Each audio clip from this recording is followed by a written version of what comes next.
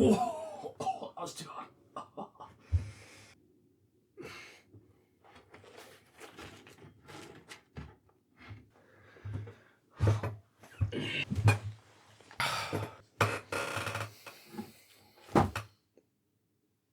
Modern self-help books are funny things. Nowadays, you'll find the classic DIY brand self-help on the bestseller shelves, books that help you with parenting, building habits, managing harmful addictions, but far and away the most popular kind of self-help book is the more generalized self-improvement genre, finding freedom, how to unlock your inner potential, overcoming negativity to be a better you. These are books that don't aim to fix some specific issue, but aim to remedy your vague malaise, your sense of dissatisfaction. These modern self-help books really exploded in popularity in the second half of the 20th century, possibly due to an increasingly globalized world and the breakdown of traditional person-to-person methods for receiving common wisdom, possibly due to efforts in the publishing industry aimed at capturing more non-fiction readers, as more and more fiction readers were being lost to television. In any case, it's a popular genre to this day. With this growth in popularity, there came a new kind of book, one that took the messaging from self-help non-fiction and fused it with the entertainment of light feel-good fiction to form an incredibly potent new genre of feel-good self-help fiction. I suppose it needs a name, if only for this video, so let's call this genre live-laugh literature. Nominally novels. Come on down to my independent bookshop and cafe.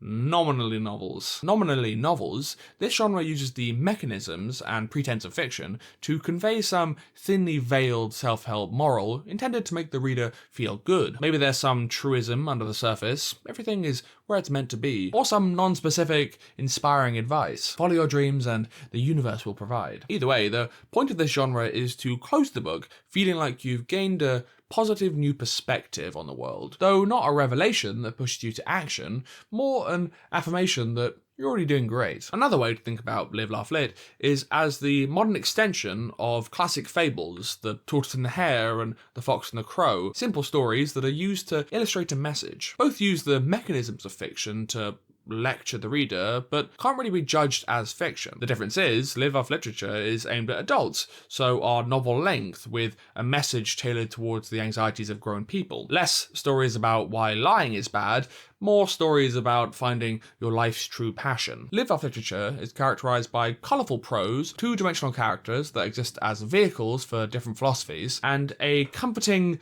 unchallenging moral that permeates every aspect of the plot. To call these books a pill wrapped in a piece of cheese would be misleading. Oh no, I got cheese on the book. But as a PSA, I got this book from the library, that's why it's wrapped in plastic. I don't wrap all my books in plastic. No, I wrap them in goat leather. To call these books a pill wrapped in a piece of cheese would be misleading. They are a piece of cheese wrapped in another piece of cheese. Ow. Double the cheesy action. Actually really good. I may have another. Why do Americans call these craft singles? Like handcrafted, like artisanal? I think I can imagine a less artisanal cheese. This isn't the most populated genre out there, but its members are certainly popular enough to make up for it. The novella Jonathan Livingston Seagull by Richard Bach from 1970 is a classic example, but I'd also group it with 1993's The Celestine Prophecy by James Redfield, though the messaging in that last one is a bit more overt. Less feel-good, more feel the wrath of the New World Order. But if I had to choose an exemplar in this genre, I'd reach for Paulo Coelho's 1988 hit, The Alchemist. The story concerns a boy from southern Spain called Santiago who goes in search of buried treasure and, more generally, his destiny. Santiago's journey is filled with misadventure. He's told he'll find treasure under the pyramids, so off he goes to Egypt. But the book never loses sight of its central doctrine. If you want something enough, then the universe will provide. It's like The Secret, but Spain. It's a retelling of a story that appears in the collection of Middle Eastern folktales 1001 Nights, in which a man has a dream of riches and goes looking for treasure in Egypt, only to realise that the real treasure was to be found at home, called, appropriately, the ruined man who became rich again through a dream. Being closely adapted from folktale, The Alchemist inherits a lot of the traits of myth, such as two-dimensional characters that exist as vehicles for different philosophies, but adopts the more modern innovations of being novel length and being tailored towards the anxieties of modern adults, making The Alchemist a defining piece of live-laugh literature. To prove my point about the potency of this genre, I give you this: Wikipedia's list of the best-selling, single, non-political, non-religious books of all time, where The Alchemist sits in third place behind A Tale of Two Cities and The Little Prince. Jonathan Livingston Seagull comes in at number 34 on that list, with an estimated 44 million copies sold, and The Celestine Prophecy sits at number 70, with an estimated 23 million copies. Of course, no one account of sales figures is ever going to be totally accurate, and you'd be well within your right to quibble over these numbers, but no matter how you slice it, live-laugh literature is a staggeringly popular genre. Live-laugh literature tends to be vague. The Alchemist, for all its popularity, has a message that essentially boils down to follow your dreams. Of course, you can boil all fiction down to some simple aphorism, but with this genre, it's uniquely easy to do so. All self-help relies on the supposition that the writer knows something that you don't. While this is reasonable and desirable in a book about how to manage a small business or how to quit smoking, it starts to get absurd once the subject grows beyond a certain scope, when the problem your book subtextually claims to fix is your fundamental dissatisfaction with life. If your self-help fiction book concerns, say, mental illness, depression, or suicide, then the subtext becomes that you know how to remedy these problems. This isn't so crazy, so long as the solution is vague enough to be true by default. Follow your dreams to find happiness is practically a truism. It's a message that allows the author to expand in scope while maintaining their credibility. The vagueness of follow your dreams to find happiness also has the essential benefit of letting the author avoid admonishing the reader. It asks nothing of them besides their pursuit of what they already want, and crucially, doesn't condemn any lifestyle as wrong or counterproductive to finding happiness. Once the live-laugh literature writer gets specific, once they try and tell the reader exactly how they should be living life, they risk implying how one can live life wrong. This, of course, gets political. It draws in questions of family status, religious values, economic disparity, technology, education, sexuality, and any number of other incredibly divisive issues. If the protagonist of your live-laugh lit book happens to be a woman, then you can add questions of feminism and motherhood to the pile. If you're writing a book that is overwhelmingly didactic, where you're lecturing the reader about the best possible life out of all the possible lives they could be living, and you make the mistake of being specific with your prescriptions, then you're going to have to take a stance on these issues. Whether you like it or not, your book is a political statement. Let's talk about The Midnight Library. Are we ready? The Midnight Library is a book from August of 2020 written by British author and sometime motivational speaker Matt Haig. The book has sold in excess of 10 million copies and was voted the Goodreads Choice Awards favourite book for 2020, putting it up there in those hallowed ranks with J.K. Rowling's The Casual Vacancy and Veronica Roth's Divergent. Famous fans of the book are many, as you can find everywhere on Haig's social media and website, but one of whom is our Lord and Saviour Dolly Parton, so who am I to judge? The Midnight Library also reviewed pretty well. The Guardian's review from August of 2020 by Natasha Pulley criticised the book's obvious cliché, but praised it as charming, adding, quote, "The whole novel has the air of a skillful exercise designed to confront depression and anxiety." A gushing review in the Washington Post by Angela Haupt said, quote, "Matt Haig's magical novel, The Midnight Library, is a tonic to anyone who tumbles down the rabbit hole of what-if thinking." Now, it would be childish of me to point out that the book's publication in the middle of 2020, combined with its feel-good vibe, meant it probably had an easier time on the critic merry-go-round than normal, which is why I won't be doing so. The New York Times review from September of 2020 by Karen Joy Fowler ends with a vision of limitless possibility, of new roads taken, of new lives lived, of a whole different world available to us somehow, somewhere, might be exactly what's wanted in these troubled and troubling times. Just to underline the point that I'm tactfully not making. I imagine the book was some comfort to Haig, since it won him a tidy advance of £600,000, which Haig himself revealed as part of the trend #publishingpaidme. Haig's other works include non-fiction and children's books, as well as 7 other novels. His 2021 self-help book, titled The Comfort Book, was another bestseller that's strangely reminiscent of 2016 YouTuber book with chapters like Pasta, no physical appearance is worth not eating pasta for. Wolf, sometimes it is good to howl. His next most well-known work, however, after The Midnight Library, is the 2015 memoir Reasons to Stay Alive, which details his own struggle with mental illness and the lessons he's learned over the years. These lessons are notable, since despite being labelled a mental health guru by The Guardian, and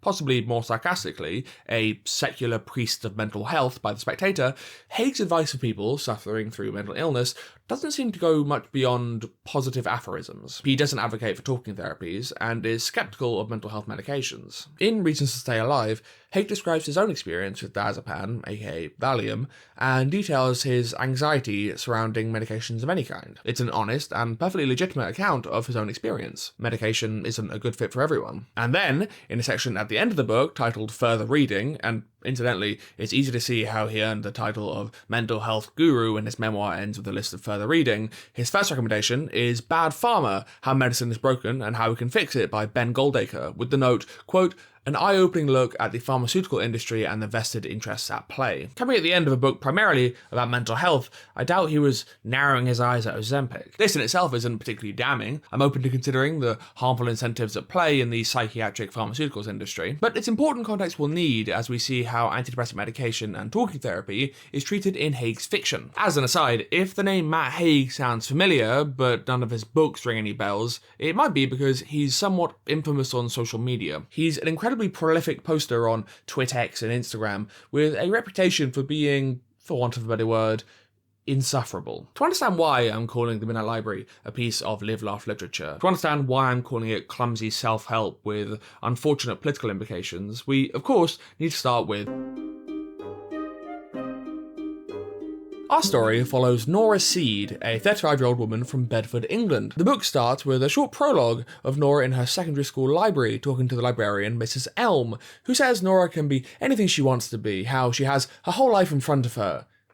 In those words, the phone then rings with the news that Nora's father has died, and thus, the tone is set. There's only 20-odd pages at the start of the book before Nora's suicide attempt, so the start of the story is a pretty breakneck effort to remove all of Nora's remaining comforts and foreshadow all of the possible lives Nora could have lived. In the space of one day, Nora is fired from her job at a musical instrument shop called String Theory. Her neighbour says he no longer needs her to collect his medication. She finds out her brother visited Bedford but didn't tell her, her only piano student cancels lessons, and her cat Voltaire, or Volt, gets hit by a car. Throughout this odyssey of misery, several unsubtle hints are dropped as to the other routes Nora's life might have taken. As he's firing her, her boss at String Theory asks, quote, when you were 14, what did you picture yourself as? She has a run-in at the newsagent with a former bandmate, Ravi, who's still bitter about her quitting their old band, The Labyrinths, who says, quote, we had a deal with Universal. We could be Coldplay now. Then, immediately after,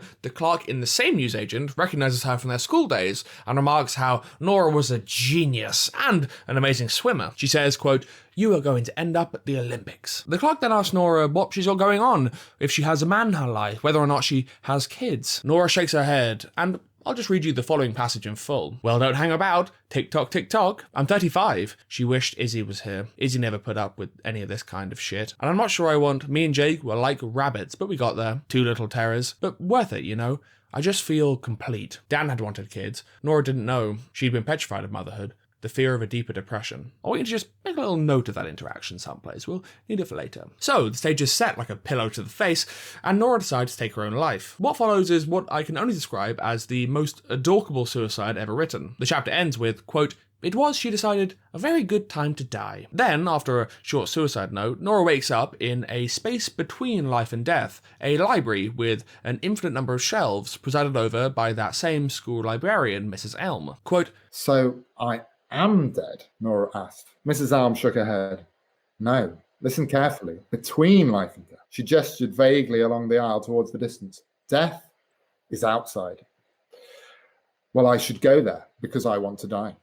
Nora began walking. It feels like an attempt to lighten the tone somewhat, give it some of that quirky matter-of-factness you find in Douglas Adams or Terry Pratchett, though for me this doesn't gel so well with the attempted suicide. Mrs. Elm is some kind of guardian of the afterlife, or possibly a figment of Nora's imagination, who's there to guide Nora through all the books the library has to offer. Each book contains an alternate version of Nora's life, each defined by a single choice she could have made differently. Opening one will send her into that life at age 35 with no memories of that version of herself, with the proviso that whenever she feels disappointed, she'll be yanked out and returned to the library. Should she find her life free of disappointment, should she stay in one life long enough, then the relevant memories will slowly fill her head and she'll forget all about the library and her original life. The story from here on is pretty modular, where each of the potential lives foreshadowed at the start gets a good exploring, or at least an okay visiting. Most of the episodes, most of the lives could be shuffled around to no great effect, since Nora's motivation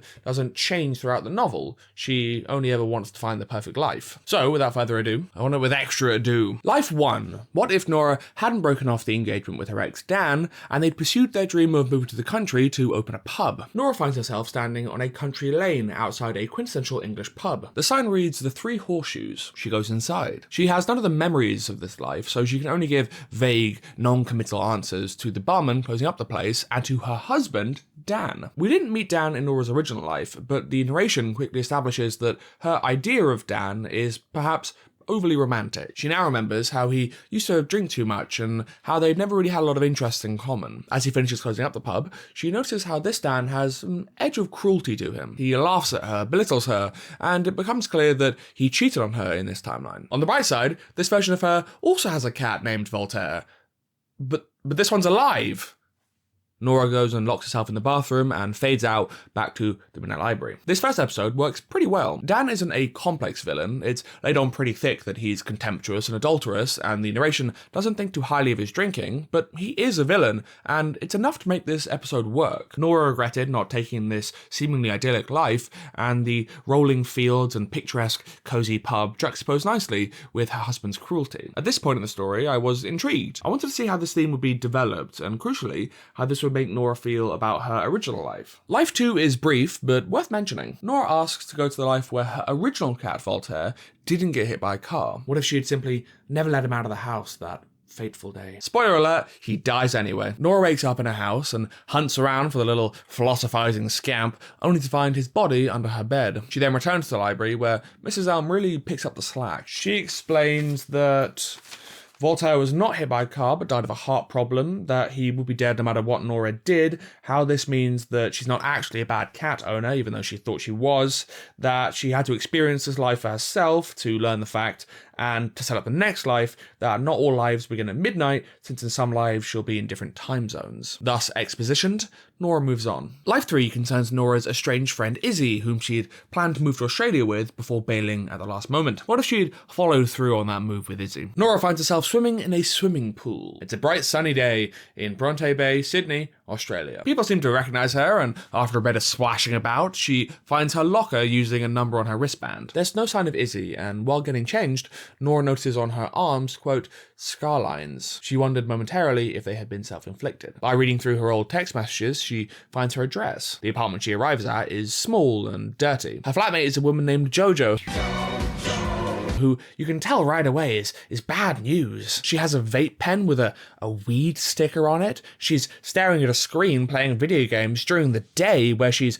shooting zombies and swearing at the screen. She has a poster on the wall for a video game called Angel, and she starts talking about her crazy conspiracy theories, and she even offers Nora a toke on her marijuana vape. She won't even let Nora get a cat. She was probably a perfectly decent person, but she was not anyone Nora had ever seen in her life. Something must be wrong in this life if Nora is hanging around with that kind of person. Sure enough, in the bathroom, Nora finds a prescription for the antidepressant medication fluoxetine. Clearly, this life is a failure. But this in itself isn't what pulls Nora back to the library. That moment comes when she mentions Izzy's name in front of Jojo, who exclaims, "Your old friend Izzy, the one who died?" Yes, it turns out in this life, Izzy died in a car accident on her way to Nora's birthday party. It's about here you might be asking, why can't Nora now visit a life where she went to Australia with Izzy, but, say, decided to have her birthday party on a different day, or forced her friend to wear a seatbelt? And I guess they live happily ever after, with Izzy acting as some kind of emotional support animal, lest Nora totally fall apart without her. I'm not 100% on this, the book isn't totally clear, but I think the implication is that Nora can only visit lives that result from a single altered decision, such as her breaking off her engagement or deciding to give up swimming. For all intents and purposes, there is one, and only one life, that results from any altered decision. So Stop asking all the questions! Between lives 3 and 4, we take another ride on the Mrs. Elm Exposition Express, where we learn that Nora's father had wanted her to become a famous swimmer, and that her quitting had hurt their relationship. These little exposition sinew bits are mostly short, but pretty tough to get through. It's established that Mrs. Elm can read Nora's mind, second by second, and she knows everything Nora knows, so there isn't a natural flow of discovery, more the dynamic of a parent leading their child to a conclusion, and the conclusion is only ever what Nora needs to realise for the plot to move forward. Unlike Mrs. Elm with Nora though, you aren't able to read my thoughts, I hope, which might leave you itching for some more Owlman book stuff. So why not check out the Owl Criticism Patreon? Get access to exclusive videos and come and join the Owls and Critters book club, where each month we read a new book, and this month is Babel by R.F. Kuang. There. Thank you to everyone who's joining in with that, and I promise I will finish it soon. These videos take a good amount of time to put together, so as always, you'll be doing a ton to make sure I can keep making them. If you like these videos, then why not consider supporting the channel? Now, back to the zany adventures of... I want to say Nina? Life 4, the one where Nora becomes an Olympic swimmer. Nora wakes in a swanky hotel and, on finding an itinerary on her bedside table, learns that she is Nora Seed, OBE, famed Olympic swimmer and author of the best-selling memoir Sink or Swim. Later that day, she is due to give a motivational speech to 1,000 people at the Inspiring Success Conference, just in case you hadn't picked up on the theme for this episode. She gets a call from a woman named Nadia, who, in this life, is married to her still-living father. That's right, Nora's decision to quit swimming when she was 15 somehow straight up killed her dad a year and change later, because in this universe he's alive and well. There is a bit of a hand-wavy explanation to the effect that he got a kind of health kick from hanging around with Olympians. So what I'm hearing, Mr. Phelps, is you don't think I should be eating so much asbestos. Agree to disagree. I want to highlight something here. I'm not really sure what to make of it. So in this universe, Nora's dad had an affair and her parents got divorced. This results in Nora's mother dying almost a full decade earlier than in her original life. Her original parents, quote, were too proud to get divorced, so instead let their resentment fester inside. Here, in this life she was in now, she'd pursued a career to keep him happy while sacrificing her own relationships, her own love of music, her own dreams beyond anything that didn't involve a medal, her own life. And her father had paid this back by having an affair with this Nadia person and leaving her mother. Screw him, or at least this version of him. What is the reader supposed to take away from this? Her original parents were so unhappy that both of them died prematurely, but ending that marriage is an insult to Nora. It later turns out that she's pretty close with her brother in this universe. She's up 2 family members, which relationships did she sacrifice? She gave up being a musician, and that entitles her to have non-divorced but miserable parents. Even that relies on the assumption that swimmer Nora saw no value whatsoever in becoming a world-class athlete and only did it for her father. How did she even know that her father was the one to push her to compete beyond her teenage years? It seems unlikely that someone would be such a successful athlete if they really hated the sport. It's a baffling passage. I'm highlighting it because it's illustrative of how poorly executed many of the plot developments are throughout the story. When they aren't making Nora seem unlikable or immature, they're just confusing. It also begins to demonstrate some of the problems with the logic of the premise. In her lives in the Oxfordshire pub and in Australia, there was enough over misery in the environment that it wasn't too much of a stretch to assume that Nora was miserable. When we arrive at this life, however, where the misery is more internal behind a facade of success, the desired conclusion that this Nora is also miserable is harder to reach. Evidence has to be found, and often this feels like contrivance. In this life, for example, Nora questions her father about details of this timeline. He says, quote, "Why are you bringing all this up? Is this something that therapist is opening up?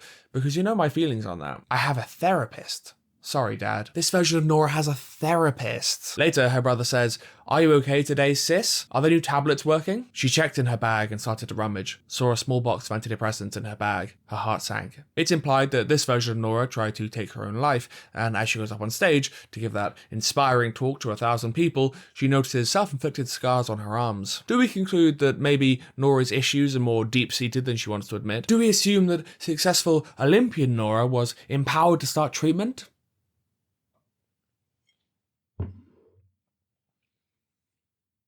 No! This life too is designated a failure, and she fades back to the library. Life 5, and Nora is a glaciologist on an expedition to Svalbard. There's not much to say about this one. She comes face to face with a polar bear and realizes that she actually wants to live, Although when the options are life and being savagely mauled to death, I can't imagine anyone who'd take the latter. She meets another person who's drifting through their alternate lives after death, a Frenchman called Hugo. His library is a video store, and his Mrs. Elm is his Uncle Philippe. That there are other sliders, as Hugo calls them, doesn't come up again and isn't important to the story. Nora and Hugo do the sex, but Nora fades back to the library midway through the act. Damn French, coming over here and seducing our glaciologists. And so I guess that version of Nora reawakes in a daze to find herself having sex with a stranger. Or maybe the other Noras are conscious all along, watching from inside as their body is inhabited by a wet blanket who judges them, does something embarrassing, and then disappears, leaving them to pick up the pieces. I'm not exactly sure what leads Nora to conclude that the glaciologist's life is a miserable one. As far as I can tell, the only disappointing thing about it is the lackluster sex with Hugo, which is apparently enough to call this one a write-off. I'm imagining Nora finding the perfect life, settling down, finding real deep happiness, and then one day her favourite bakery is sold out of Danish pastries, and bam! She's back to the library. Life 6 is where Nora never quit music, never left her band. Now she's the lead singer of the international music sensation, The Labyrinths. It's a reference to Borges. I read it somewhere, I can't remember where. She comes to backstage at a packed stadium in Sao Paulo, right before her band step back on stage for the encore. With her is Ravi, the bitter, estranged friend from the newsagent. She asks about her brother, Joe, and Ravi says they're probably off dealing with the press. Of course, Nora doesn't know any of the band's songs, so she tells the band to do Bridge Over Troubled Water by Simon & Garfunkel, which goes off without a hitch. After the show, Nora has a chance to learn something about this version of herself. Quote, Nora checked her Instagram. In this life, she had 11.3 million followers. And bloody hell, she looked amazing. Her naturally black hair had a kind of white stripe in it, vampire makeup, and a lip piercing. She did look tired, but she supposed that was a result of living on tour. It was a glamorous kind of tired, like Billie Eilish's cool aunt. She finds out her ex-boyfriend is the famous movie star Ryan Bailey. He gets mentioned through some of the other lives, an A-list star who the original Nora fantasized about meeting so they could talk philosophy and do the smoochy. She saw an interview where he claimed to have read Plato and Heidegger. Martin Heidegger. Living with a stain machine. Need stains gone fast. Take Vanish Quick Wash. Martin Heidegger was born September. He says Heidegger. She read an interview where he claimed to have read Plato and Heidegger, but of course in this universe, he calls Nora and we learn he's really a shallow moron. It's balance, man. What we had was too intense, and our lives are too intense, and it's like Darwin's third law of motion. Who is Martin Hotdog? Oh, it was probably just press bullshit. You know, you say all sorts of shit. Ryan Bailey doesn't affect the story and isn't really worth worrying about. The only reason I'm mentioning him at all is because of this line that we'll need for later. He says, quote, the therapist I'm seeing is really fucking good. That's great. Nora then meets her manager and press liaison, Joe. Short for Joanna. Later that evening, in a chapter titled The Podcast of Revelations, Nora is interviewed for a podcast during which she has some revelations. She learns that Dan, her could-have-been husband, is stalking her in this timeline, and that she's been through rehab and the press hate her and she's drowning in legal disputes. The clincher comes when Nora mentions her brother Joe, only to learn that he overdosed 2 years prior, and backstage Ravi was actually talking about Joanna. Hook, line, and sinker, am I right? So off Nora goes back to the library. You'll notice a running theme here. When one of Nora's alternate lives needs to quickly be established as unequivocally bad, she discovers some family member or close friend dead. Note that this is never because of something Nora did in that life. She wasn't the one to supply her brother or convince her friend to drunk drive. It's just an unhappy coincidence that keeps on happening. The interstitial section between Life 6 and 7 is a bit different. Firstly, Nora begs Mrs. Elm to be set free of this cycle of arrested rebirth. She begs her in all capitals, but Mrs. Elm says no. Mrs. Elm is the impassive, all-seeing god of this afterlife, and Nora will see her friends and family die as many times as she has to. All hail Mrs. Elm. Secondly, Nora has a flashback where the library transforms into a memory from when she was 17, and she and Mrs. Elm watch a young Nora almost drown in a river before swimming to safety. Mrs. Elm uses this to talk Nora off the ledge and convince her to try another life. It makes sense in a way. Mrs. Elm is the all-knowing, malevolent deity of this realm. She knows exactly what strings to pull to keep Nora playing her sick game. Life 7. Nora asks to see a life where she works at a local animal shelter. Again, this one's not a massively eventful episode. In this life, Nora stayed in Bedford and got a job at a local animal shelter and is dating a guy called Dylan. We'll come back to Dylan a bit later on, but for now, know that he's a perfectly nice, if uncomplicated guy. After work, the two of them go out to a Mexican restaurant called La Cantina for dinner, then head back to Dylan's to watch a movie. Dylan has 6 dogs, which I guess is too many for Nora because midway through the movie, she fades out back to the library. I cannot tell you what was so wrong about this life other than it maybe being a bit dull. Lives 8 through 1000 are a montage. In one life, she was sleeping on her only friend's sofa. In one life, she taught music in Montreal. In one life, she spent all day arguing with people she didn't know on Twitter and ended a fair proportion of her tweets by saying, "do better," while secretly realizing she was telling herself to do that. In one life, she had no social media accounts. In one life, she'd never drunk alcohol. It's not actually 1,000 lives, just some large, finite number. This sequence serves to hammer home Nora's growing sense of nihilism. In effect, she's living in a dream. Nothing she says or does will have any consequence beyond the next few days or hours or even minutes, so what's the point? Without consequences, your choices don't matter. I wouldn't say this sequence makes the most of that concept. As we saw in the quote,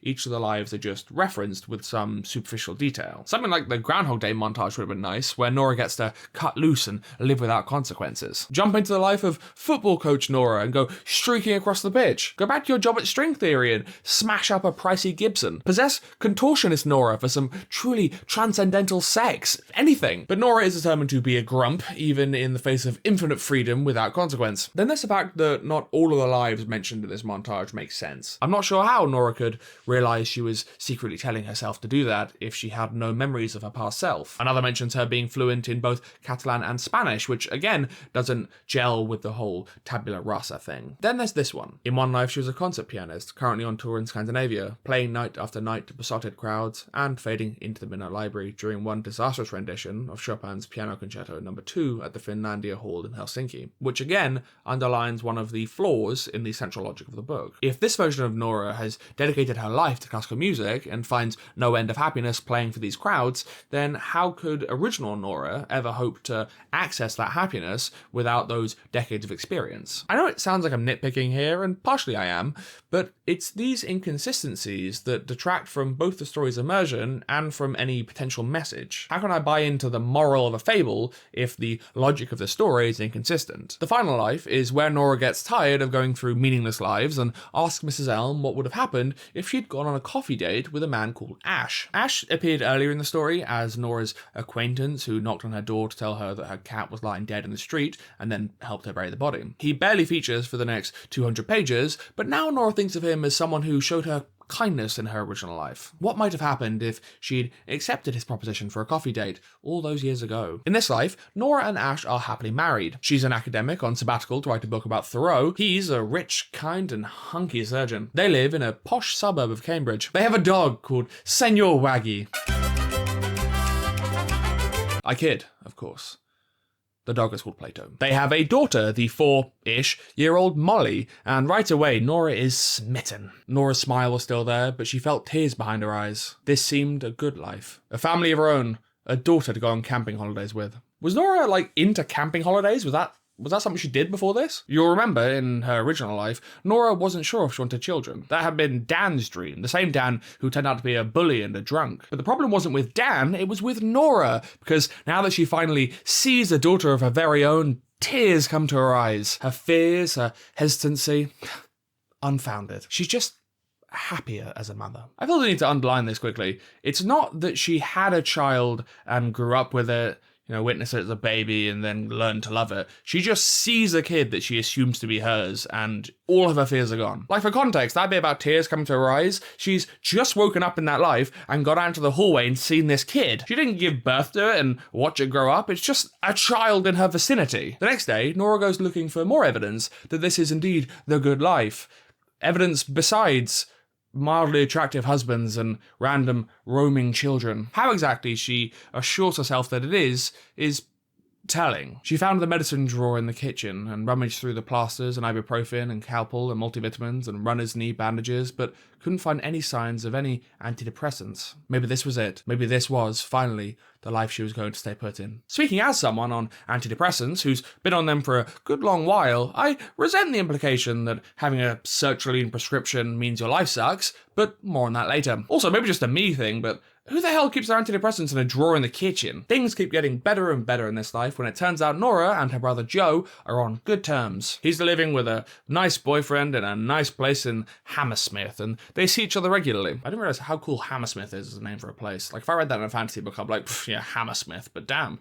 It popped off. What's more, it's a relief to find out that Nora's parents aren't divorced, on account of them both being dead. A small price to pay, I'm sure you'll agree. It's in this episode of the book that the self-helpisms really kick into overdrive. You could eat in the finest restaurants, you could partake in every sensual pleasure, you could sing on stage in Sao Paulo to 20,000 people, you could soak up whole thunderstorms of applause, you could travel to the ends of the earth, you could be followed by millions on the internet, you could win Olympic medals, but this was all meaningless without love.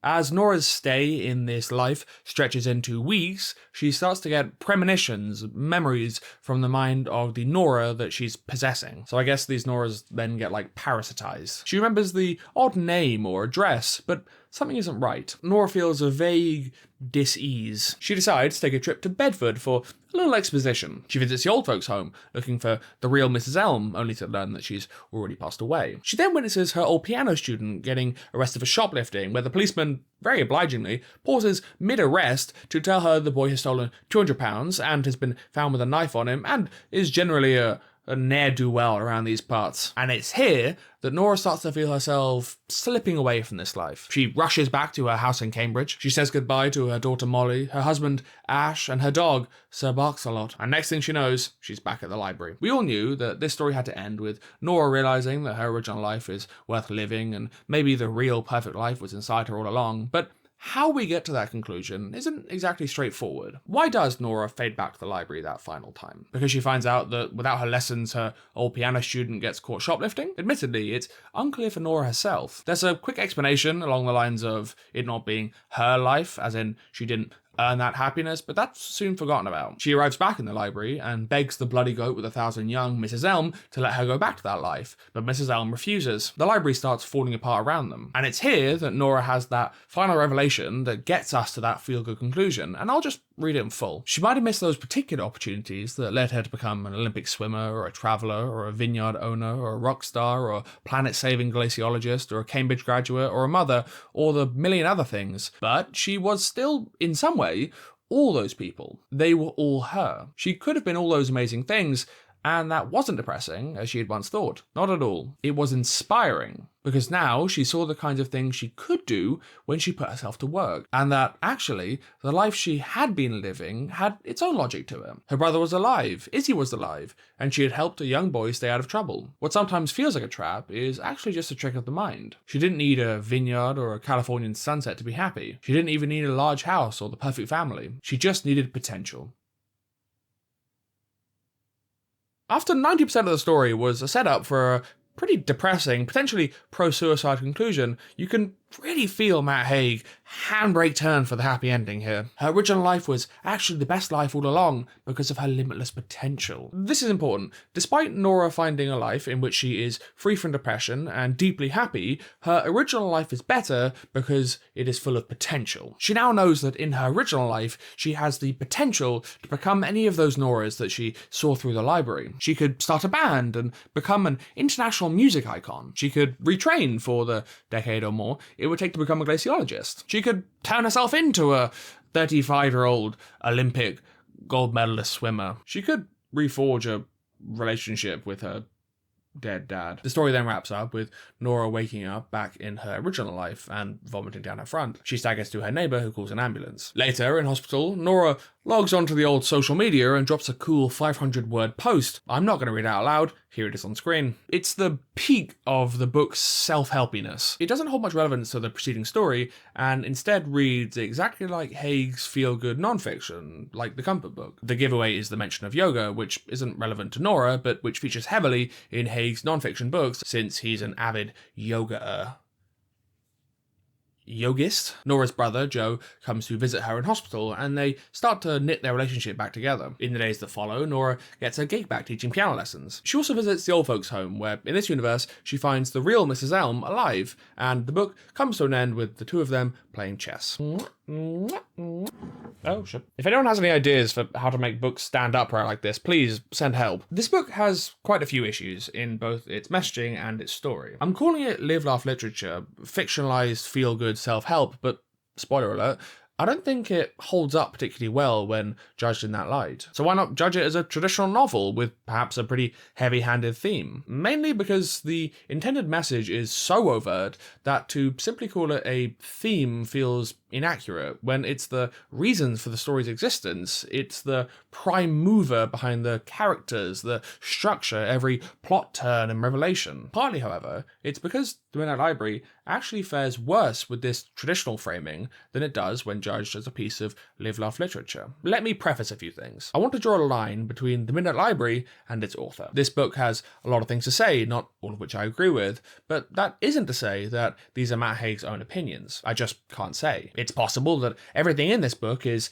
entirely and exactly what Haig intended to put into it. It's equally possible that the story he wanted to tell just happened to have some unfortunate and unforeseen implications. Of his non-fiction books that I've read, I can see a lot of the same messaging in parts of The Midnight Library, like I just mentioned now with Nora's sudden fixation on yoga, but that doesn't mean we can assume a direct implication from everything the book says onto Haig's own views, especially when it comes to talking about politics. Secondly, and it can't go unsaid, I absolutely think people should be discussing and writing about their experiences with mental illness. I love that there's a market for fiction centered around mental health issues and the writers feel comfortable exploring those themes. Stigma drives so many people to suffer in silence, which only makes the problem worse. Stories about struggling and making it through to a life worth living are instrumental to helping people seek treatment. The problems with this book aren't in the motivations, rather in the conception and execution. There are many excellent stories which handle this topic well, both feel-good stories that promote taking care of your mental health, and more grim explorations of suffering. In that latter category, there are the classics, The Yellow Wallpaper and The Bell Jar, and more recently, My Year of Rest and Relaxation. In the former, the first that jumps to mind is The Perks of Being a Wallflower,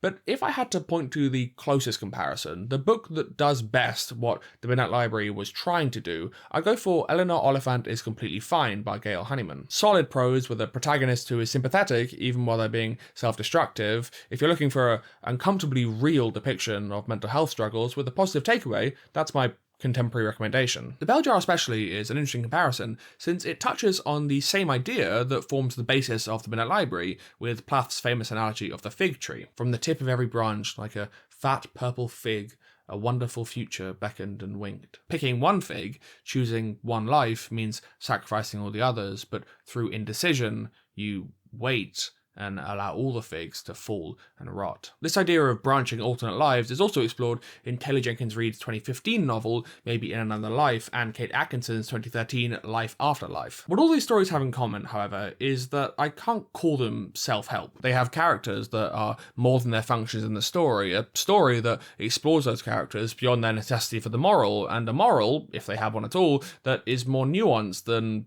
try to be happy. But to understand why, we have a lot of ground to cover. Let's start with the most superficial problems and work our way down to the most intrinsic, the most fundamental. Let me break it down for you.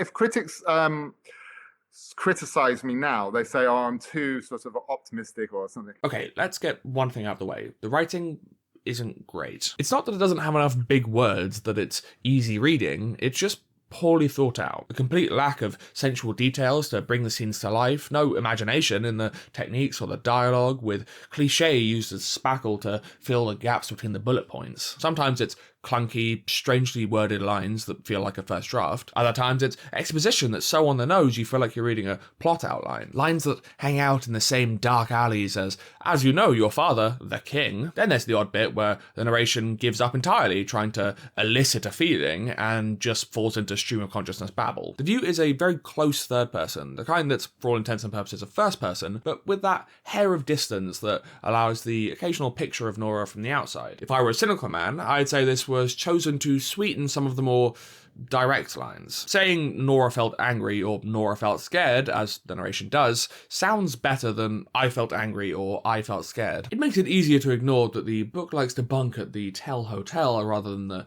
Show Chateau. Then there's lines that I don't really know what to call. I guess Gen X cringe? That's the same tendency of dropping brand and celebrity names that you'll find in E.L. James's writing, as well as some choice bits like she'd said she was stupidly hectic.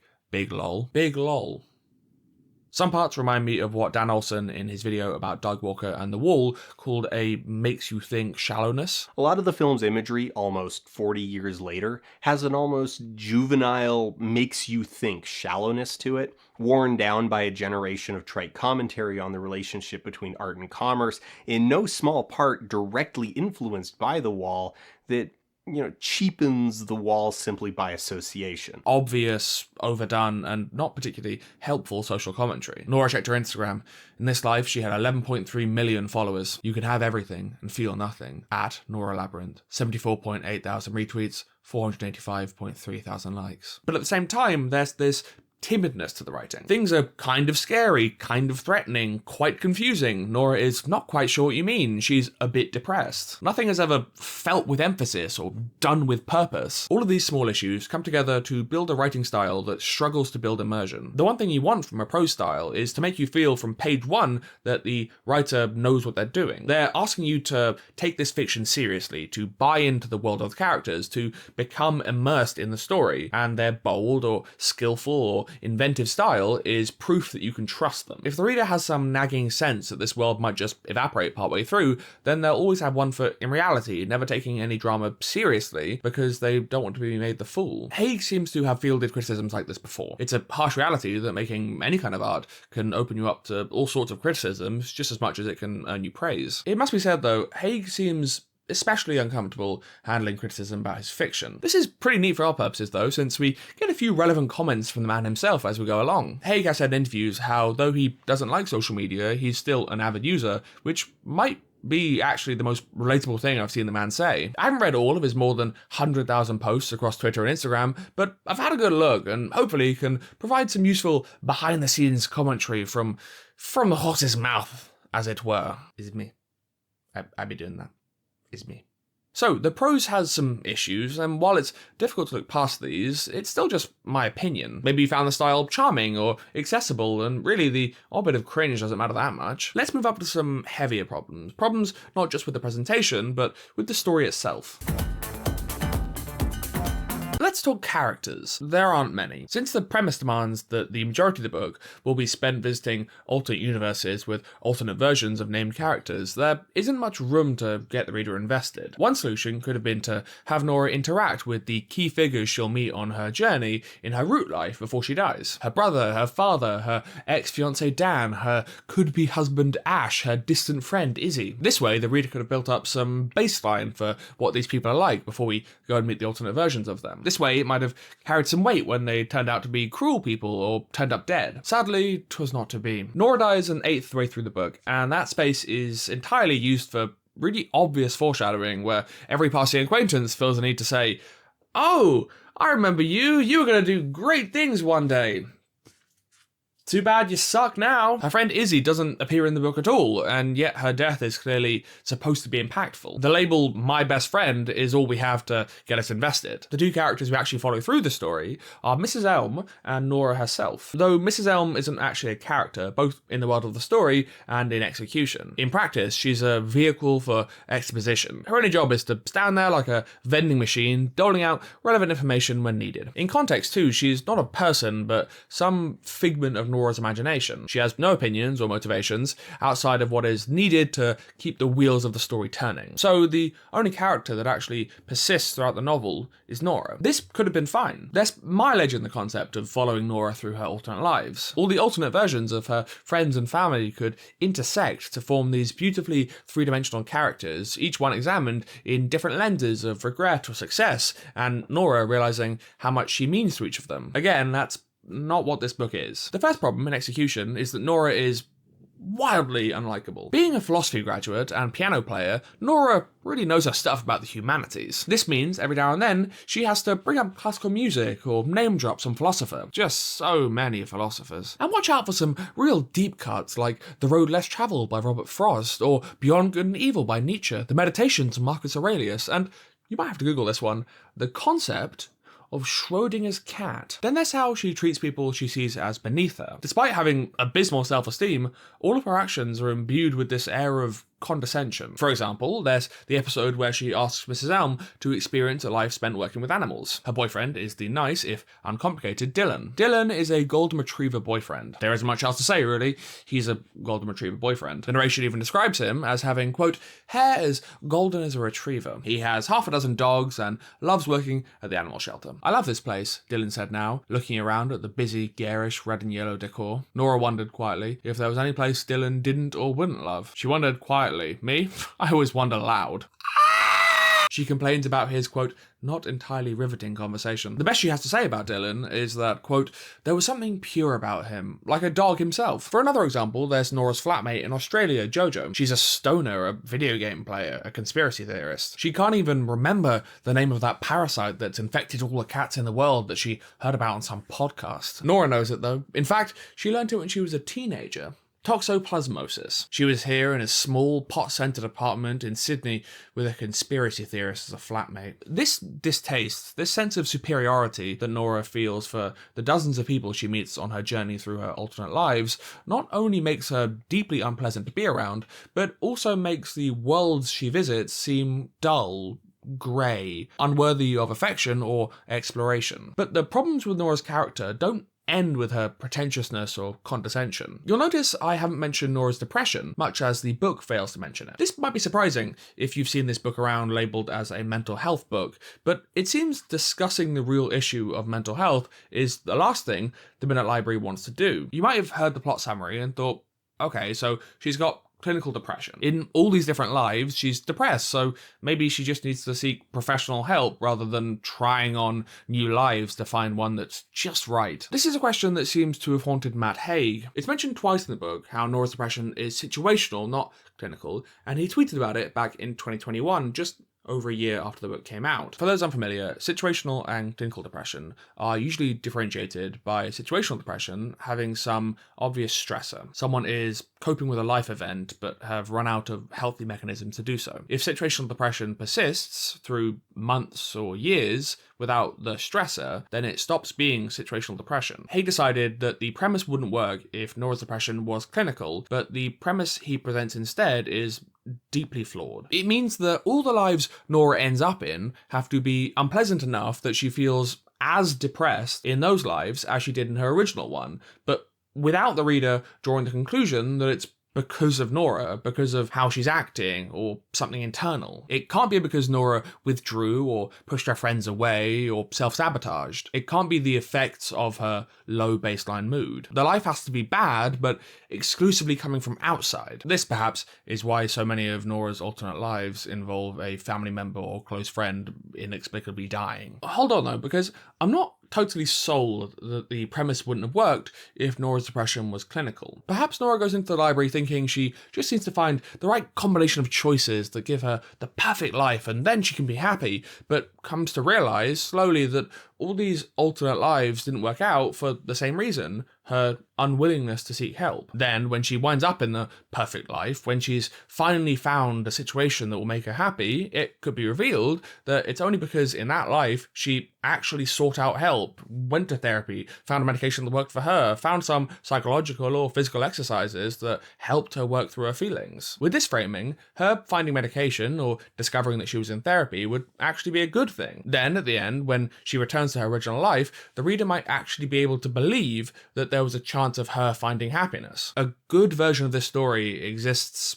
somewhere. The dilemma as the book presents her, a rummage through her alternate lives to find just the right combination of living family members and hunky partners that will make her happy, ends up practically removing Nora from the story. Whether or not a given life is the right life has nothing to do with how she built it, how she moulded it around her personality, but whether or not its features are objectively good. Dismissive husband, bad. Rich husband, good. Dead best friend, bad. Dead brother, bad. Dead cat, bad. Whether or not a life is good is reduced entirely to a function of the environment. All this means is that the book, as it exists, doesn't really discuss the mental health of the protagonist. Despite being labelled a mental health book, the Midnight Library seems to have gone out of its way to avoid talking about depression, avoid talking about how depression can impact the choices you make, and avoid talking about getting help. It broke a bone contorting itself to avoid saying the word therapy, and what we're left with is unavoidably grim. Why don't we have another royalty-free music jam?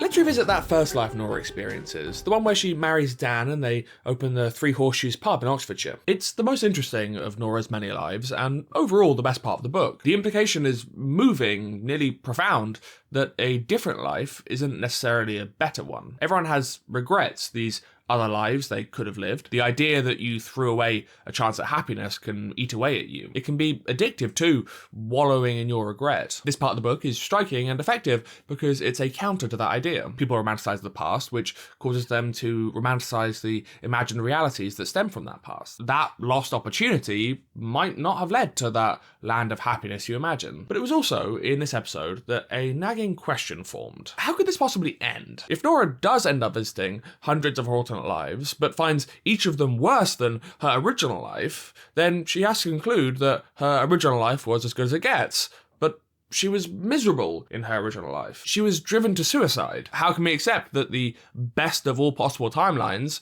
was still not enough to make her life worth living? But, alternatively, like we saw in the summary, Nora finding a life that does actually make her happy has its own negative implications. For one thing, it actually justifies some of her regrets. If you had made better choices, you wouldn't be sad. Let's talk about Voltaire, not the cat. More specifically, let's talk about Candide. And no, I won't be pronouncing it Candide, because, as we've established, I don't respect the French. Candide or Optimism was published in French in 1759 by Francois-Marie Arouet, more commonly known as Voltaire. It's a raunchy satirical novel that follows our hero Candide as he grapples with the philosophy of capital O, optimism. The novel starts in a German castle where the respected scholar Pangloss teaches a young Candide that since God is benevolent, omnipresent, and omnipotent, then our world must be the best of all possible worlds. Whatever misery or misfortune you may encounter, just know that it's all necessary in some unknowable plan to make our world the best. The story then sees Candide thrown out of the castle, which sets him on a journey around the world where he is imprisoned, beaten and whipped, where he witnesses friends die, liars rewarded,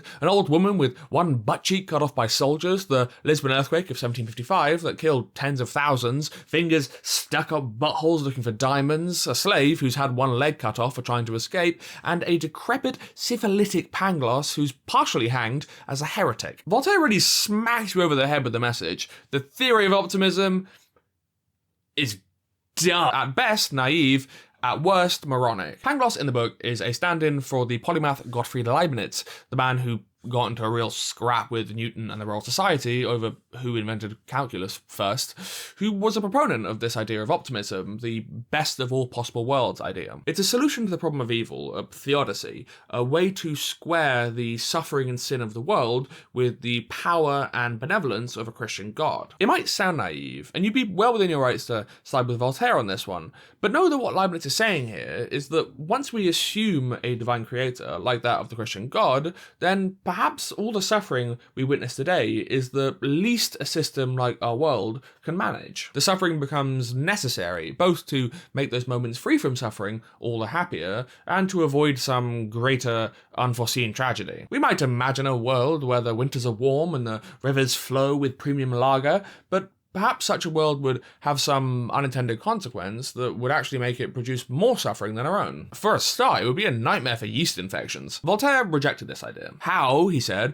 can anyone call this the best of all possible worlds when it is rife with murder, rape, brutality, and strife? In the book, Candide calls optimism, quote, the madness of maintaining that everything is right when it is wrong. Time has not been kind to philosophical optimism. Leibniz coined the term best of all possible worlds in 1710. The Lisbon earthquake 5 years later, seem to many besides Voltaire to be clear evidence against the theory. More modern philosophers, such as Bertrand Russell, have further criticised the idea. Outside of any philosophical merits of the theory, it seems to me unpopular today because of its social implications. The idea that the world, with all its pain and suffering, is the best of all possible worlds engenders a kind of positive passivity. This is as good as the world gets, so there's no point in trying to improve it. This just doesn't gel so well with the modern liberal capitalist ideals of innovation, growth, personal agency, change, and freedom. The Midnight Library is the inverse of Candide. Candide begins his novel believing in Pangloss's optimism, then is constantly confronted with evidence to the contrary. Slowly, he is forced to conclude that he is not in the best of all possible worlds. Nora Seed begins her novel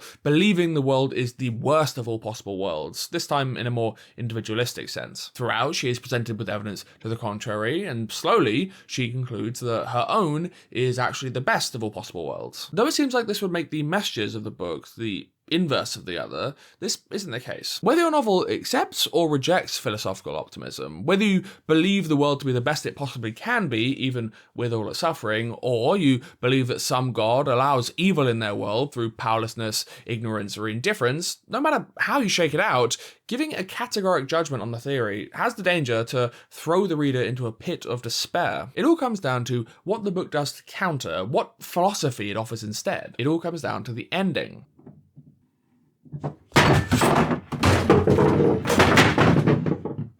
The number of times I've dropped this motherfucker, he's solid. Both the Midnight Library and Candide come up against total nihilism. Their characters risk being left adrift in a world without meaning. In Candide, this is a result of a rejection of Leibnizian optimism, forcing the characters to accept that their god cannot be all-loving, all-knowing, and all-powerful. In the Midnight Library, this is a result of Nora accepting Leibnizian optimism, combined with the fact that her original best life was full of misery. It drove her to suicide. Candide manages to avoid its message being nihilistic, with the famous ending in which Candide and the reigning characters decide to start a small farm. Candide tells Pangloss in the last line of the book, quote, "Let us cultivate our garden." Though it's an ambiguous ending, it doesn't explicitly endorse some other philosophy, it does give the reader an indication towards hope. It's open for interpretation, but as I understood it, it turns the reader's focus inwards onto their own internal garden. The characters end up, if not happy, then at least satisfied, with the assurance that to work without disputing is the only way to render life tolerable. How then does the Midnight Library avoid throwing its reader into the abyss of nihilism? It tacitly accepts Leibnizian optimism by showing us that Nora's original world is actually the best of all possible worlds, for her at least,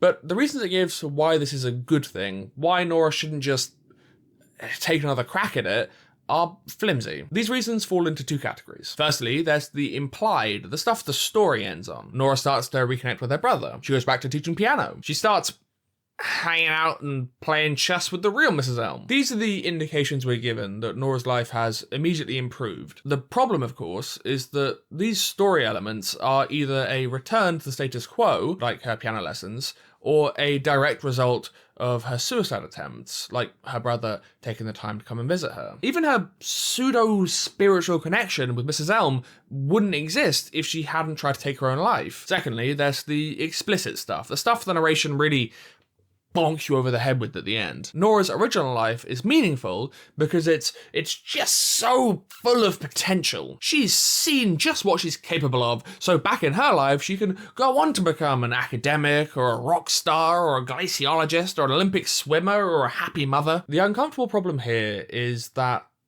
no, Nora's life isn't awash with potential. You might call it overly pessimistic, but there is no way that 35-year-old Nora Seed is going to become an Olympic swimmer or a rock star or a successful academic or glaciologist, I'd argue, unless she has a few dozen grand lying around to fund her degree. Time can slip by. Opportunities can be missed. The only door still realistically open to Nora from the range she glimpsed from the library is the one where she becomes a mother, one that the book seems to think can support the happy ending it so desperately wants. Of course, Nora's life isn't a failure. Her original life already had value. But what the book calls success, a staggeringly impressive career, a £1 million home, the adoration of strangers, all of that is out of reach for this Nora. The message of Candide doesn't rely on convincing its readers that its characters could return to a resplendent castle or somehow rewind time to achieve the ultimate success of never having suffered. It suggests that you can find meaning, you can find happiness in the moment, in the small pleasures of work and companionship, in cultivating your own garden. The Midnight Library fails philosophically because it asks the reader to judge the value of a life based on its material success, then insists that the protagonist's life has value even when that material success is well outside of their grasp. Happiness, it says, cannot be found by just anyone in the pursuit of the mundane, but only by those whose lives have amounted or will one day amount to something objectively impressive.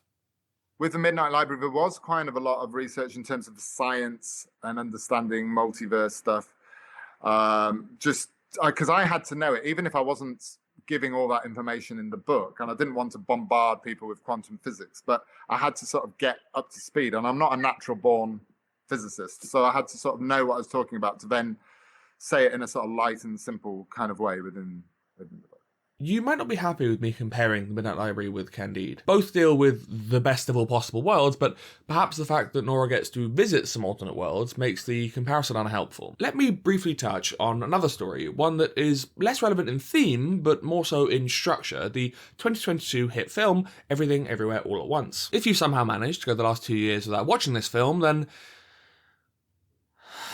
it's a masterpiece. I cry every time I see it, and you should watch it the moment this video is finished. Hell, if you've already seen it, watch it again! I wouldn't spoil too much, but the premise is that some people can shoot their consciousness into the minds of other versions of themselves in other universes. The story follows the Wang family as they try to escape the evil Jobu Topaki. The story has a lot in common with the Midnight Library. Regrets giving way to alternate lives where you're a movie star or a singer or a human with hot dog fingers. Not in the Midnight Library, though. That's much too whimsical. But it succeeds where the Midnight Library fails. It really says a lot about Nora that in even the most extreme versions of her life, she's like a rock star or a scientist. If she had been just a different kind of scientist, like surely there'd be a life in which she cured cancer or like, I don't know, developed a bioweapon that exterminated everyone on Earth. Like, that's a possibility, right? Nora C developed the first mecha robot that killed everyone on Earth. Everything Everywhere All at Once, or EOW for short, goes for an eclectic reframing of nihilism. It accepts that life is meaningless, but presents us with its own optimistic existentialism. Some characters in the story are able to shuffle through universes at will. They visit lives where they're rich and talented and loved the world over, but they aren't tied to any one universe, any one set of people. They can do whatever they want. Their life has no consequences, so nothing matters. The viewer is confronted by the bottomless pit of nihilism. At first, this nihilism is, in effect, the film's antagonist. The figurative protagonist, the film's message, is that because nothing matters objectively, you get to choose what matters subjectively. You can be the master of your fate, you can be the captain of your soul, but you have to realize that life is coming from you, not at you, man.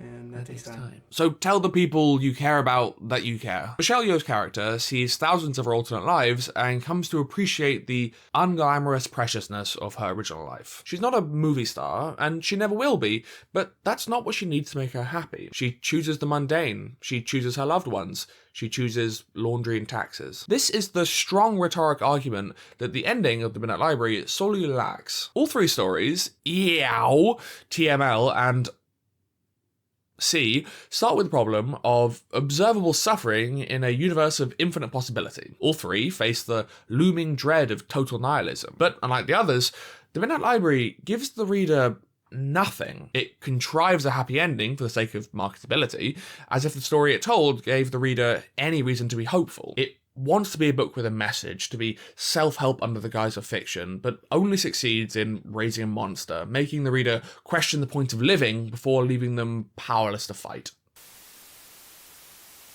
Earlier, we saw how Nora's characterization is deeply flawed. We're stuck to her as she travels through the multiverse for the whole length of the book.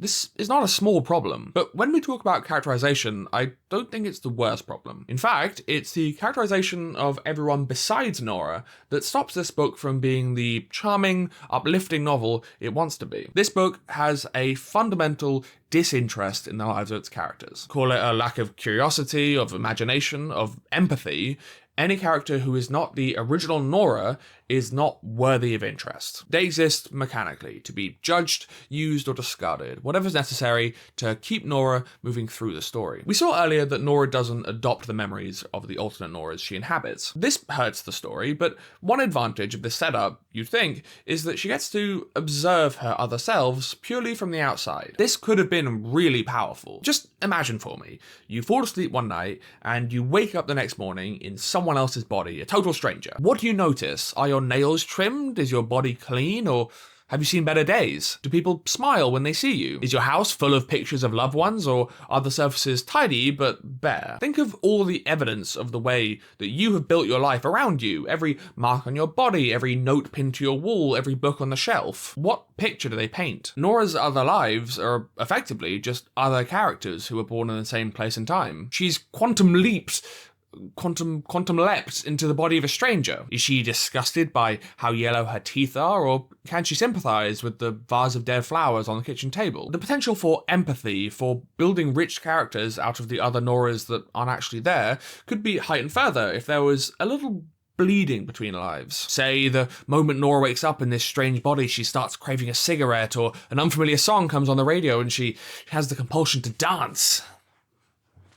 These other Noras are focal points for these other universes. More than that, they are the coloured lens through which Nora, and by extension the reader, sees this other world. They are their own people with their own struggles, which should both inform how we interpret that world and how Nora reflects on her own life. They are not just flesh vehicles to be piloted around. In the book, Nora arrives in her life in Australia. She finds that Nora's clothes and examines that Nora's body. She had a t-shirt with a pineapple print on it, a whole cornucopia of pineapples, and pink-purple denim shorts, and slip-on check pumps. What am I, she wondered? A children's TV presenter? There was also a tattoo just below her shoulder, a phoenix and flames. It was a terrible tattoo. In this life, she clearly had no taste. Even when the other Nora is being praised, the positivity has a certain brittleness to it. The Nora who became an Olympic swimmer has a rock-hard stomach, can hold a plank and do press-ups. She's impressive, worthy. But Nora's admiration cracks when she learns that Olympian Nora is in therapy and taking psychiatric medication after her recent suicide attempt. Clearly, original Nora was wrong. This Nora isn't entitled to sympathy. We aren't asked to consider her internal world, how her decades of high-performance training might have led to her attempting to take her own life, or might be empowering her recovery. Her life is just a failure. This apathy bordering on cruelty isn't limited to the other Noras. Every character, in fact, is sorted neatly into either good or bad. Her flatmate in Australia, who likes playing video games and smoking weed, bad. Nora's husband Ash, the rich, good-looking, clean-living surgeon, good. This isn't exactly an original problem. Creating nuanced characters is tricky. It's something lots of writers struggle with. But flat and uninteresting characters can make a world feel flat and uninteresting, which is proportionally more of a problem when your book concerns dozens of flat and uninteresting worlds. But it becomes a uniquely awful problem in the Midnight Library because it's by the quality of these people that Nora decides whether a given life is worth living. The life of every alternate Nora is boiled down to: are there cuts on her arms? Is she on antidepressants? And are the people she associates with attractive, healthy, and rich? I mean, fuck, Everything Everywhere All at Once made me care about Jamie Lee Curtis and her hot dog fingers, and she's barely in the movie. At the risk of labouring the point, remember that in one life, Nora finds another person who's drifting through their alternate lives, Hugo with his video store. How does this change Nora? What does she do with this knowledge? She learns there could even be a disparate community of sliders, however many people on their own journeys through infinity that she might meet out of order like it's Doctor Who. It's not crazy to imagine that they could plan to meet in different lives, if only they could figure out where the others were in a given universe. At the very least, does Nora show even the slightest interest in why Hugo presumably tried to take his own life? The book's answer to all these questions is a resounding who cares? In her New York Times review, Fowler writes, quote, "The conundrum at the heart of the book is the implication that our Nora is the real Nora, and the other lives, all variations on that first life, the root life, rather than equally valuable universes filled with equally valuable people." This fundamental apathy hurts the book more than any amount of lazy prose or stilted dialogue. It reduces the infinite multiverse of possibility to one world, one woman, and so many worthless puppets. So it doesn't work as a conventional novel. The characterization is flawed on so many levels, and the prose isn't skillful or interesting enough to make up for it. But like I mentioned earlier, these don't have to be issues. I might as well be complaining that The Tortoise and the Hare doesn't hold up as a short story because the tortoise's motivations aren't nuanced enough and the dialogue is too functional. The Midnight Library reads like a modern fable, a feel-good, fictionalized piece of self-help, a piece of live-laugh literature. How does that hold up with this framing? In a word, better. In a sentence, better, but still not great. I mentioned a few times that the logic of the book is flawed. Nora's goal, when she arrives at the library, as she understands it, is to find the perfect life. If she finds a life where she is happy, she gets to stay there, and slowly adopts the memories from that life until she blends in as if it was hers all along. This is the fundamental conceit of the story. It's even what Haig said was the idea while he was writing it. The problem is that original Nora has no way of knowing if the Nora she inhabits, the Nora that she might one day become, is truly happy. Moreover, if a given Nora is happy, there's no guarantee that original Nora can feel the same way instantaneously, allowing her to remain in that life long enough to access those memories and become that Nora. Imagine Nora waking up in the body of a version of herself who had a numinous experience and became a religious zealot, someone who is deeply happy because of their connection to their god. Nora would have no way to judge the happiness of such a person, and even if she uses circumstantial evidence to conclude that religious Nora is happy, she would gain no pleasure from a life of reading scripture and attending service. She wouldn't be able to access the happiness fast enough to be able to stay in the life long enough to become religious, happy Nora. This renders Nora's goal throughout nonsensical, so her eventual triumph is meaningless. It's the tortoise and the hare, except the hare doesn't know that they're racing. The tortoise's goal to beat the hare has no meaning, so their victory conveys nothing. The only way the story is saved from total incoherence is by the insistence that Nora can determine, in the span of a day and from superficial details, whether a given Nora is truly happy by making that happiness readily available and by restricting the alternate lives to ones where these conditions are feasible. Again, this seems a criticism Haig is familiar with. Nora would not have the knowledge of every life she enters. She is the same Nora experiencing different outcomes, and a point of the Midnight Library is that she is forever a fish out of water in her own lives. She is seeing each destination before the journey reveals itself. I've read this Twex upward of 50 times.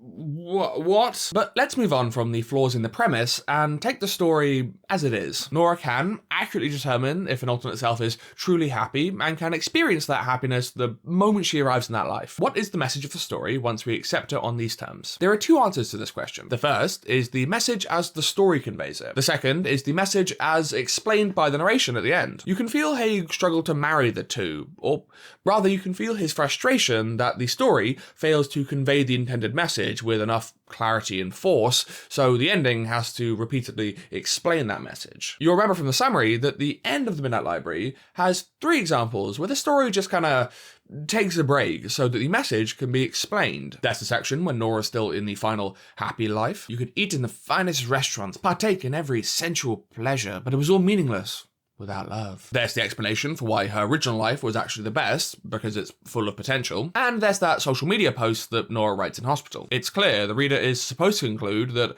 life is full of potential, that love is the answer, that regret is the real enemy. Nothing you couldn't get off a fridge magnet. Accepting the premise as it wants to be accepted, it turns this experience into reading a version of The Tortoise and the Hare, where, at the end, the tortoise looks to camera and says, "Well, golly, what a lesson in friendship and sharing we just learned." Now hold on, Mr. Tortoise.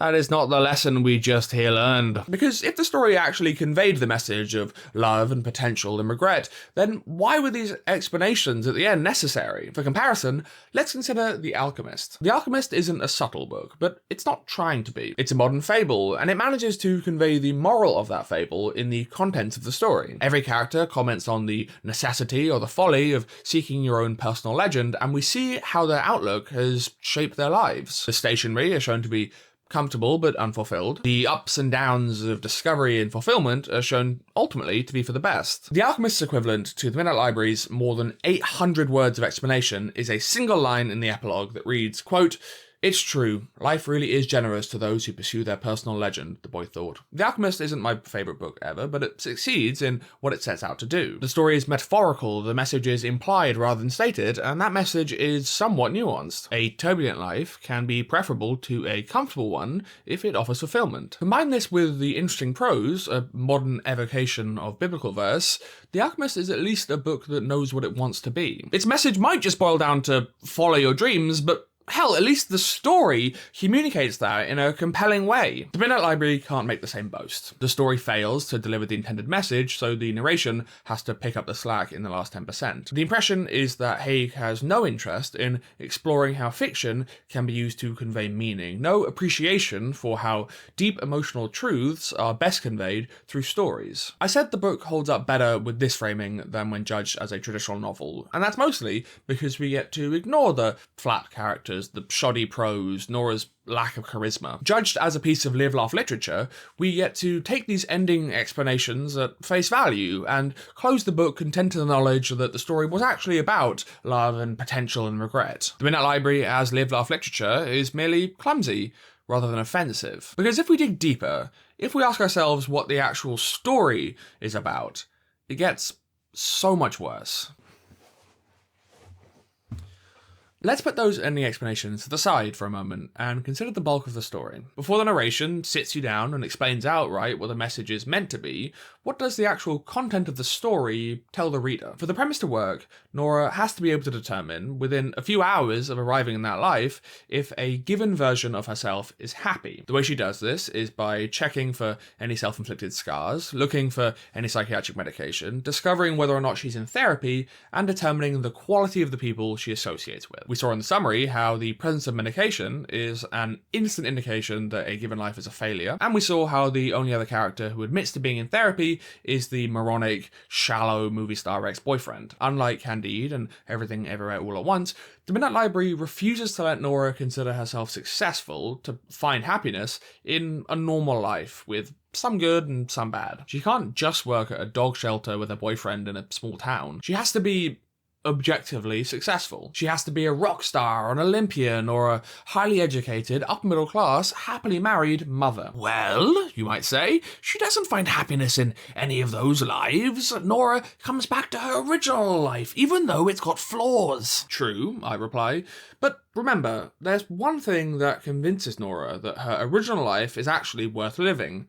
Potential. The message is not, your life is worth living for its own sake. You can find happiness in the mundane, but your life is worth living because you might one day amount to something. You might one day become an Olympian or a rock star or a mother. You might one day be worth something. A scathing review in The Spectator from 2021 by Sarah Dittam, titled The Banality of Matt Haig, reads, quote, "I'm all for people not giving up. I've had depression, and not giving up is one of the best things I've done. But few people's experience of getting better is going to match this kind of fairy tale turnaround. I've never quite got over hearing the testimony of suicide survivors who've reported that at the moment they couldn't change course, they realised they desperately wanted to undo what they'd done. That, realistically, is the thing to stay alive for, a future version of yourself who doesn't want to die. It's a modest hope, but it's an attainable one. Whereas telling someone facing down a serious crisis not to give up, because fantastic success might be just around the corner, is at odds with the fact that it very probably isn't. Then, of course, there's the one version of Nora who actually managed to find happiness. Pursuing her dream of music, or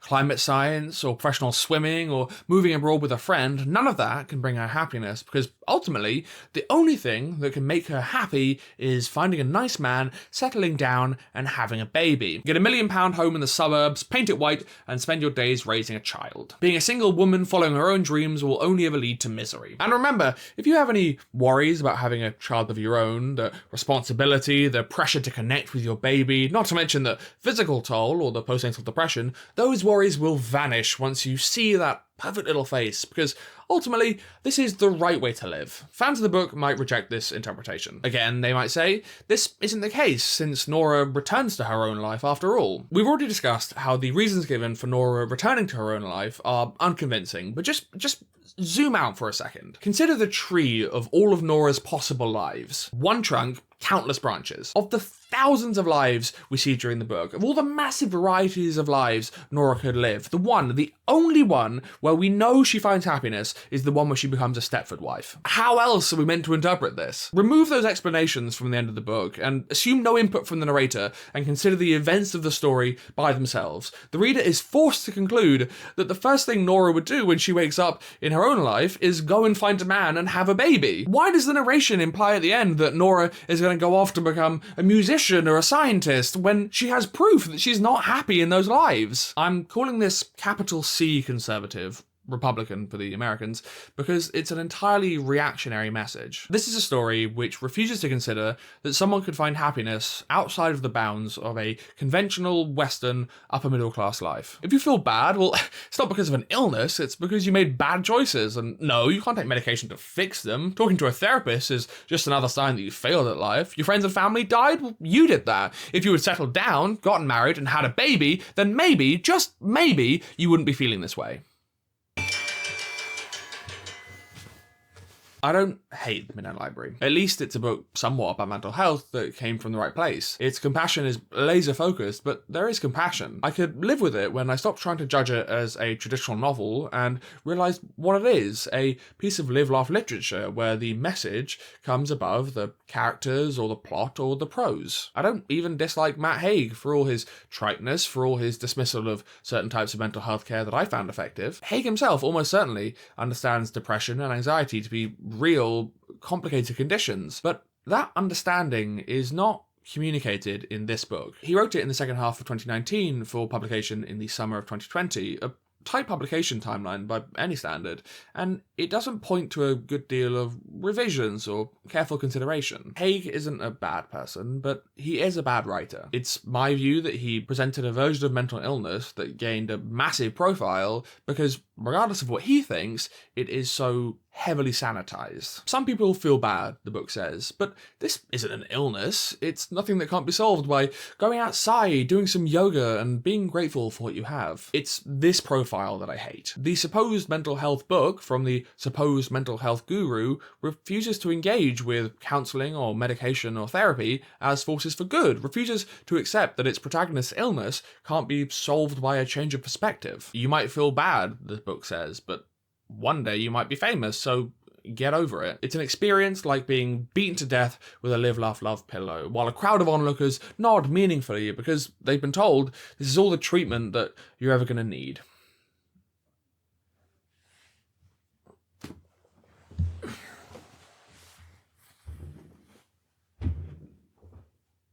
Thank you all so much for watching. If you liked the video, don't forget to subscribe. This video was made possible with the support from my amazing patrons. Thank you to Daniel, Dr. Not Sam, Lee, Juniper Cowboy, Victor, Prustration, Natalie Avila, Kelsey, Books Are Overrated, Damien, and oh yeah, woo yeah, oh yeah, woo woo woo yeah, woo time.